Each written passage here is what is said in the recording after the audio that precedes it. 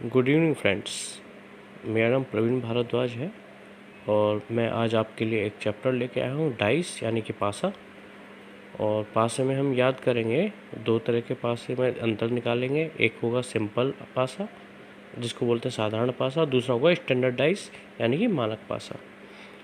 अब साधारण पासा और मानक पासा में अंतर कैसे जानेंगे?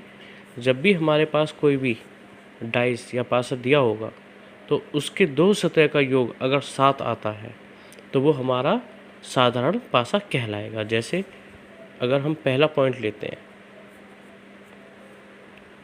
पहले पॉइंट हम इसके क्लॉकवाइज डायरेक्शन चलेंगे। नोट डाल देते हैं।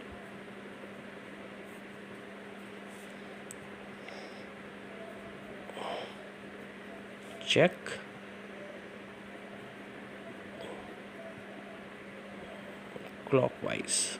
क्लॉकवाइज चलते हैं ना, तो हम क्लॉकवाइज चलने पे पहले देखेंगे कि 2 से 3 की तरफ। जब 2 से 3 पे आए तो क्या टोटल आएगा? 2 और 3 5 आया। ऐसे जब 3 से 4 पे गई तो 3 प्लस 4 पे गई तो 7 आया।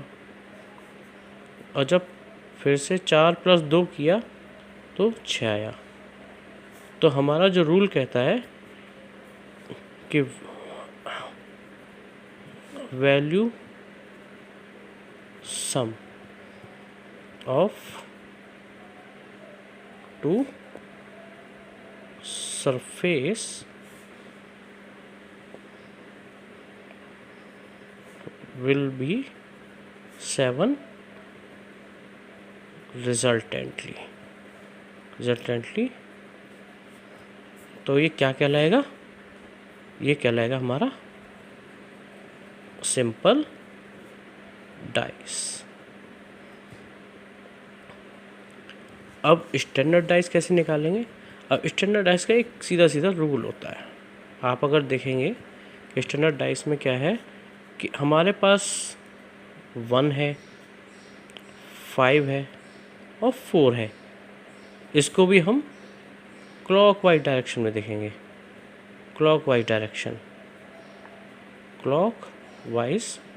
डायरेक्शन, ठीक है। अब इसमें देखेंगे कि मिसिंग नंबर क्या है।